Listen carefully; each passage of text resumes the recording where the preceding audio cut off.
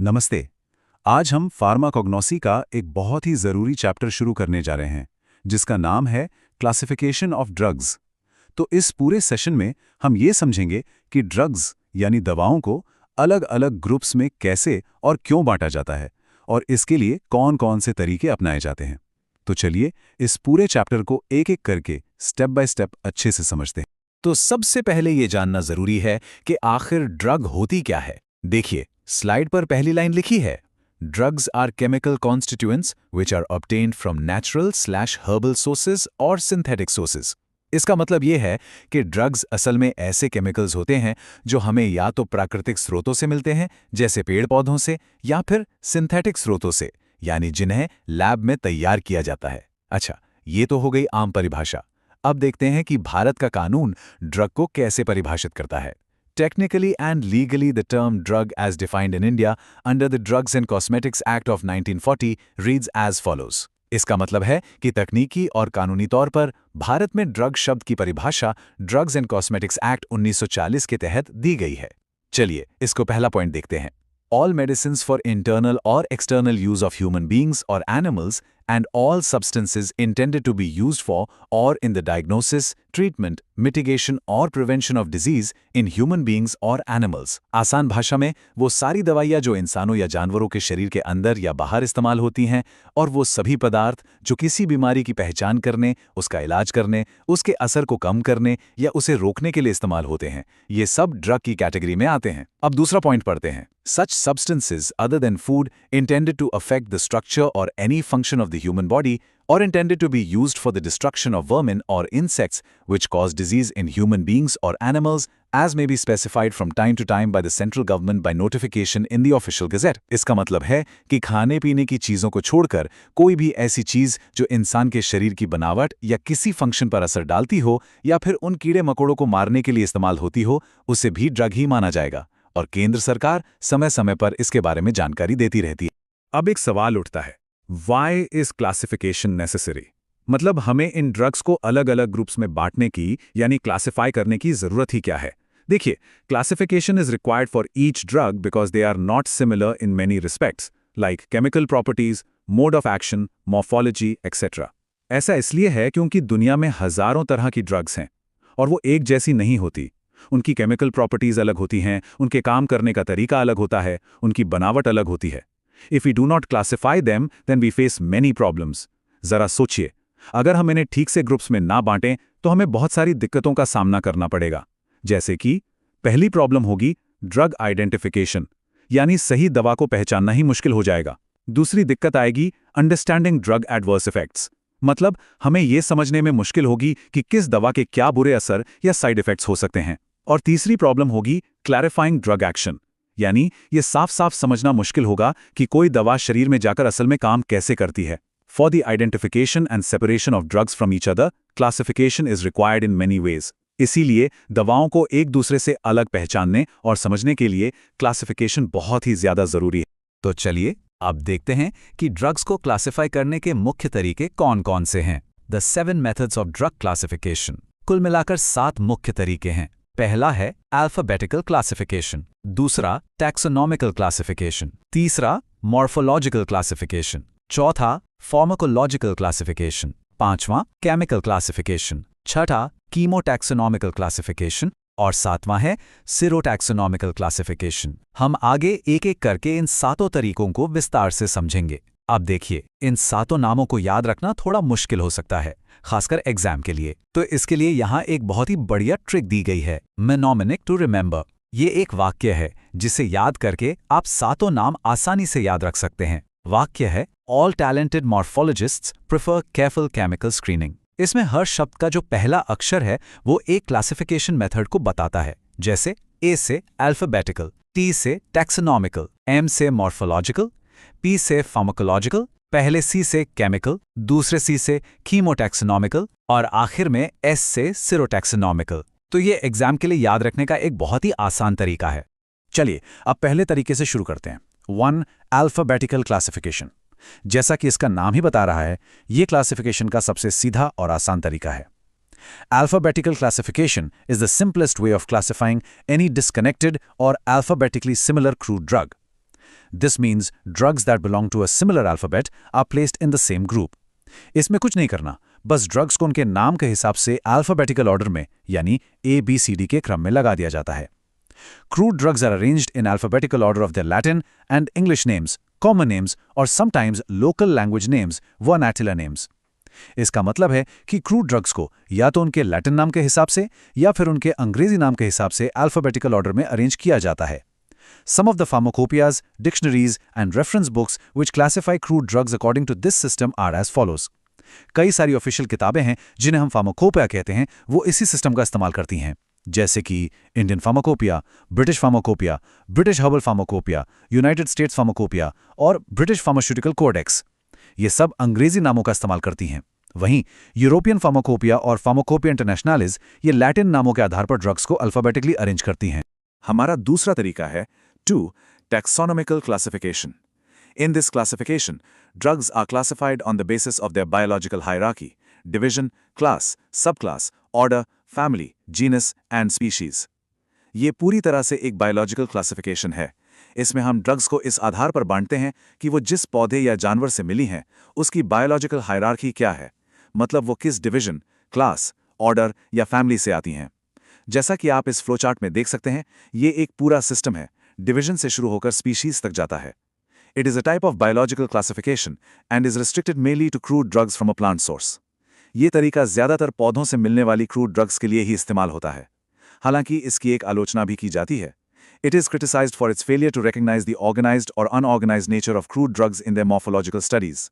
इसका मतलब ये है कि ये क्लासिफिकेशन ये तो बता देता है कि ड्रग किस पौधे से मिली है, लेकिन ये नहीं बताता कि वो ड्रग पौधे का कोई सीधा हिस्सा है, जैसे पत्ती या जड़, या फिर उससे निकला हुआ कोई पदार्थ है, जैसे गोंद या रस.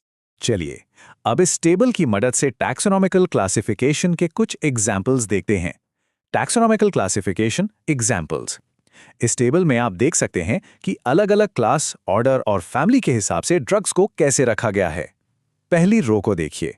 यहाँ क्लास है जिम्नोस्पर्मे, इसका ऑर्डर है इफिडेल्स, फैमिली है इफिड्रेसी और इस फैमिली से मिलने वाली ड्रग का नाम है इफिड्रा. अब दूसरी क्लास है एंजियोस्पर्मे. इसमें 2 सब क्लास हैं.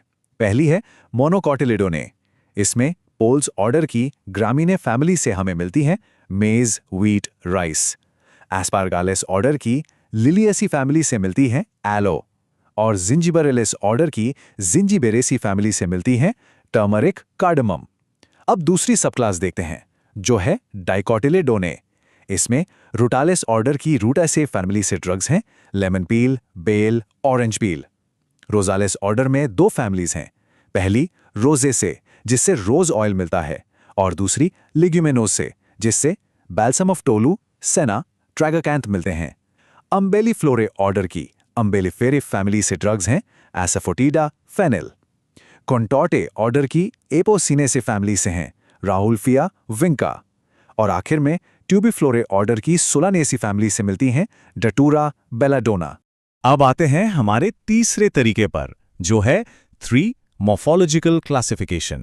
In this type of classification, the crude drugs are divided into the parts of plants like leaves, fruits, flowers, woods, barks, extracts, gums, etc. देखिए, मॉर्फोलॉजी का सीधा सा मतलब होता है बाहरी बनावट या रूप. तो इस तरीके में हम क्रूड ड्रग्स को इस आधार पर ग्रुप्स में बांटते हैं कि वो पौधे के किस हिस्से से हासिल की गई हैं, जैसे क्या वो पत्ती है, फूल है, जड़ है या छाल है.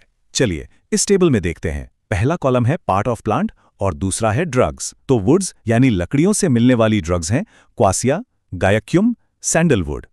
फ्लावर्स यानी फूलों से हमें मिलती हैं क्लोव, रोज, सैफ्रॉन. बार्क्स यानी पेड़ की छाल से मिलती हैं सिनेमन, अर्जुना, सिंकोना. सीड्स यानी बीजों से मिलती हैं लिनसीड, नटमेग, नुक्स वोमिका. गम्स यानी गोंद से ग्वार, घट्टी, अकेशिया. ड्राइड जूसेस यानी सूखे हुए रस से aloe, red gum, kino. Fruits यानी फलों से बेल, colocynth, lemon, orange, coriander. Extracts यानी अर्क से कैटेचू, अगर, जिलेटिन. और सबटेरेनियन पार्ट्स यानी जमीन के नीचे के हिस्सों से जिंजर, रूबाब, टर्मरिक, एकोनाइट, रोवल्फिया जैसी ड्रग्स मिलती हैं.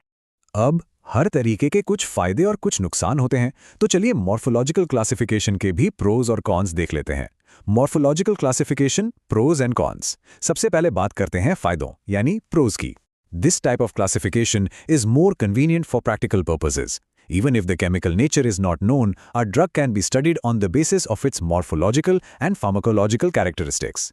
इसका मतलब है कि ये तरीका प्रैक्टिकल इस्तेमाल के लिए बहुत सुविधाजनक है।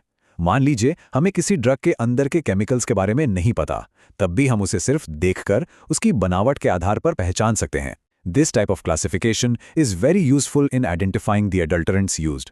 इसका एक और बहुत बड़ा फायदा है कि इससे मिलावट को पहचानना आसान हो जाता है। जैसे अगर दालचीनी की छाल में किसी और पेड़ की सस्ती छाल मिला दी जाए तो उसे देखकर पहचाना जा सकता है। अब बात करते हैं नुकसान यानी कॉन्स की।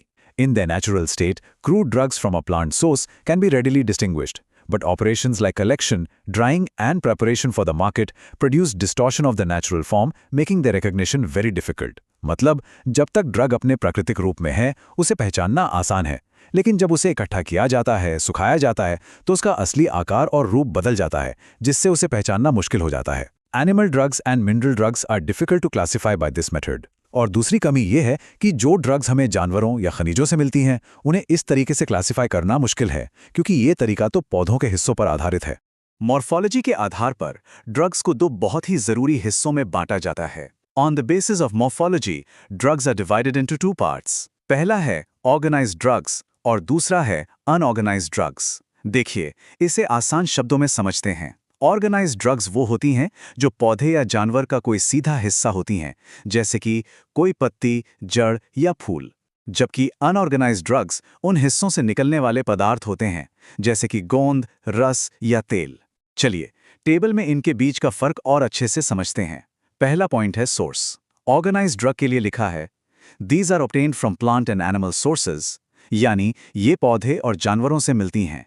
अनऑर्गेनाइज्ड ड्रग के लिए, These are also obtained from plant and animal sources, but also found from mineral sources. ये भी पौधे और जानवरों से मिलती हैं, लेकिन ये मिनरल यानी खनिज स्रोतों से भी मिल सकती हैं। दूसरा point, organised drugs are direct parts of plants और एनिमल्स, ड्राइड और फ्रेश। ये पौधों या जानवरों के सीधे हिस्से होते हैं, जबकि unorganised drugs are the products of plants and animals. ये उन पौधों या जानवरों से निकले हुए प्रोडक्ट्स होते हैं। तीसरा पॉइंट है स्ट्रक्चर। Organized drugs में contain a well-defined cellular structure and are solid in nature. एक proper cellular structure होता है, जैसा किसी पत्ती में होता है, जबकि unorganized drugs में do not have a well-defined cellular structure and they are solid, semi-solid और liquid in nature. कोई cellular structure नहीं होता। चौथा point है identification. Organized drugs को are defined by the morphological characters of the plants or animals. उनकी बाहरी बनावट देखकर पहचाना जाता है, जबकि अनऑर्गेनाइज्ड ड्रग्स को are defined by organoleptic characters like taste, odour, etcetera. उनके स्वाद, गंध जैसी चीजों से पहचाना जाता है। आखिर में उदाहरण देखते हैं। ऑर्गेनाइज्ड ड्रग्स हैं digitalis leaf, ephedra stem, clove bud, और अनऑर्गेनाइज्ड ड्रग्स हैं agar, gelatin, honey, essential oil. अब हम अपने चौथे तरीके पर आ गए हैं, जो है 4 pharmacological classification. In this classification, drugs are placed together which show a similar pharmacological function or therapeutic effects. ये तरीका बहुत ही प्रैक्टिकल है। इसमें हम ड्रग्स को इस आधार पर एक ग्रुप में रखते हैं कि उनका शरीर पर असर या एक्शन क्या है। यानी जो दवाइयाँ एक जैसा काम करती हैं, उन्हें एक साथ रखा जाता है। Drug action is a specific function for each drug due to its chief chemical constituents. किसी भी दवा का जो असर होता है वो इसके अंदर मौजूद खास केमिकल्स की वजह से होता है। Chemicals bind to the specific receptors of our body and play a great role in therapeutics. ये केमिकल्स हमारे शरीर के रिसेप्टर से जुड़ते हैं और अपना असर दिखाते हैं। चलिए टेबल से कुछ उदाहरण समझते हैं। पहली कैटेगरी है drug action on nervous system, मतलब वो दवाइयाँ जो हमारे नर्वस सिस्टम पर काम करती हैं। इनके एग्जाम्पल्स हैं ओपियम, कैनाबिस, नक्सवामिका। दूसरी कैटेगरी है कार्बोनेटिव्स। ये वो दवाइयाँ हैं जो पेट की गैस से राहत देती हैं। उदाहरण हैं कोरिएंडर, कारवे, सिनेमन, क्लोव। फिर हैं लैक्सेटिव्स जो कब्ज को ठीक करती हैं, जैसे कैस्टर ऑयल, स्पैगुला, सेना। एस्ट्रिंजेंट्स ये टिश्यूज को सिकोड़ने का काम करते हैं, जैसे किटेचू। डायोरेटिक्स ये यूरिन की मात्रा को बढ़ाते हैं, जैसे गोखरू, पुनर्नवा। कार्डियोटॉनिक्स ये दिल को ताकत देते हैं, जैसे डिजिटालिस, अर्जुना।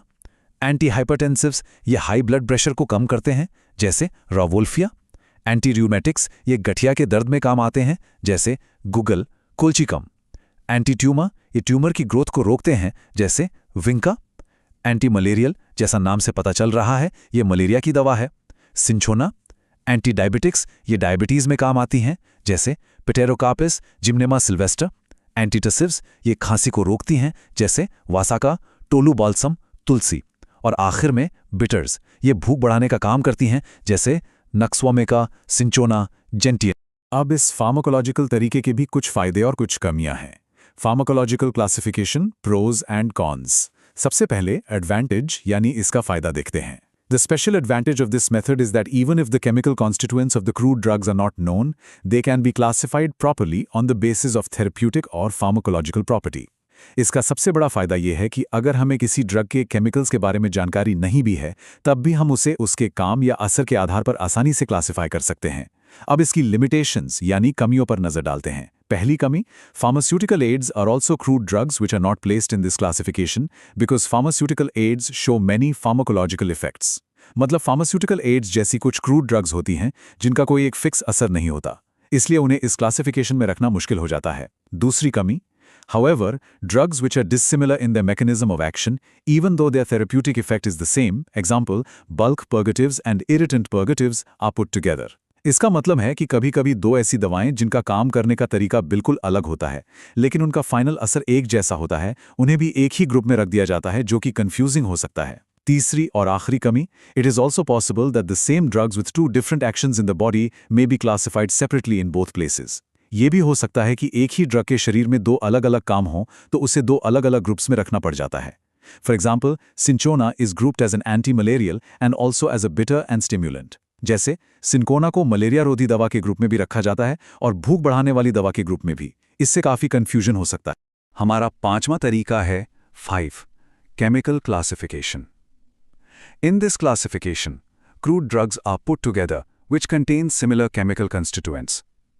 इस तरीके में हम ड्रग्स को उनके अंदर पाए जाने वाले मुख्य एक्टिव केमिकल के आधार पर ग्रुप्स में बांटते हैं। मतलब जिन जिन ड्रग्स में एक जैसा केमिकल होता है, उन्हें एक साथ रख दिया जाता है। It is a very important aspect of the classification system because chemicals are responsible for the pharmacological action. ये तरीका बहुत ही महत्वपूर्ण है क्योंकि किसी भी दवा का जो असर होता है वो उसके अंदर मौजूद केमिकल्स की वजह से ही होता है। It is very important for the phytochemical study of crude drugs. Crude drugs की फाइटोकेमिकल स्टडी के लिए ये क्लासिफिकेशन बहुत ज़रूरी है।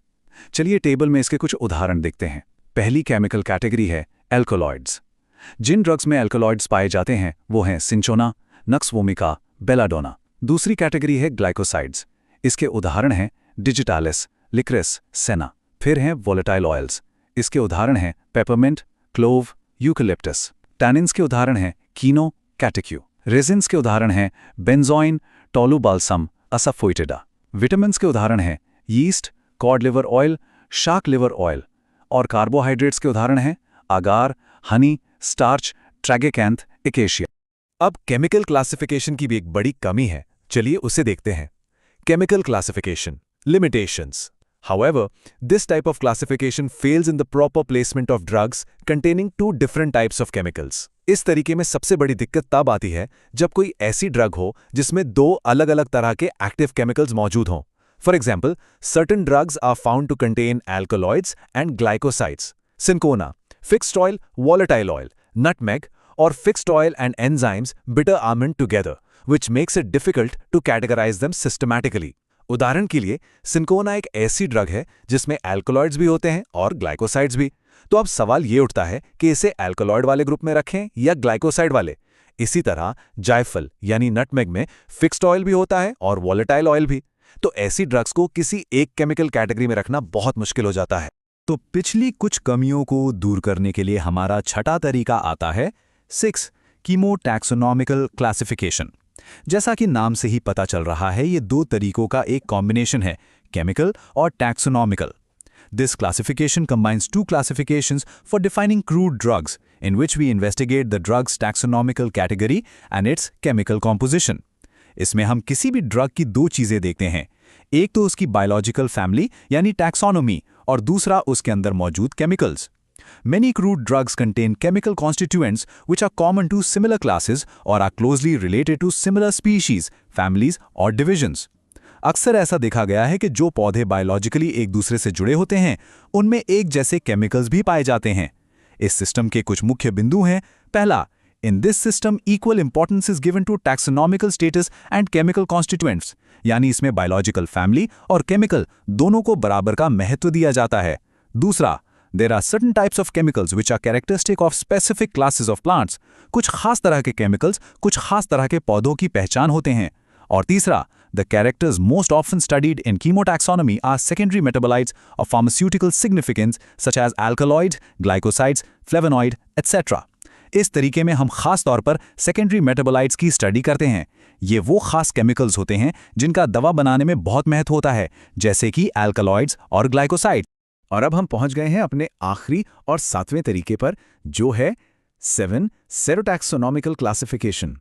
This technique is based on the highly specific relationship between antigens and the antibodies produced in response in an animal during any infection or harm. ये एक बहुत ही एडवांस टेक्निक है जो एंटीजन और एंटीबॉडी के रिएक्शन पर आधारित है, जो कि हमारे इम्यून सिस्टम का एक हिस्सा है। Serology is the scientific study of blood for the diagnosis of our immunity power, or to define our immunity efficiency by the production of antibodies against pathogens or introduced substances. सिरोलॉजी असल में blood की वो scientific study है जिसमें antibodies के production को देखा जाता है। It is mainly based on the protein content present in plants और क्रूड ड्रग्स। ये तरीका मुख्य रूप से पौधों में मौजूद प्रोटीन पर आधारित है। Different protein contents divide the crude drugs into different categories. अलग अलग पौधों में अलग अलग तरह के प्रोटीन होते हैं और इसी आधार पर उन्हें अलग अलग कैटेगरी में रखा जाता है। चलिए इसकी प्रोसीजर यानी प्रक्रिया को समझते हैं। Step 1, extract protein from plant A, यानी सबसे पहले हम पौधा ए से उसका प्रोटीन निकालते हैं। Step 2, inject into an animal, example rabbit. फिर उस प्रोटीन को हम किसी जानवर जैसे खरगोश के शरीर में इंजेक्ट कर देते हैं। Step 3, animal body produces specific antibodies in response, extract these antibodies. अब जानवर का शरीर उस प्रोटीन के खिलाफ खास तरह की एंटीबॉडीज बनाता है। हम उन एंटीबॉडीज को निकाल लेते हैं। Step 4, repeat with protein from plant B. Compare the reactions of both sets of antigens and antibodies to determine their relationship. अब यही पूरी प्रक्रिया हम पौधा B के प्रोटीन के साथ दोहराते हैं। आखिर में हम दोनों रिएक्शंस की तुलना करते हैं। अगर दोनों पौधों के प्रोटीन के लिए बनी एंटीबॉडीज का रिएक्शन एक जैसा होता है तो इसका मतलब है कि वो दोनों पौधे आपस में संबंधित हैं। Finally, plants are divided according to this taxonomical study, और इसी स्टडी के आधार पर पौधों को क्लासिफाई किया जाता है।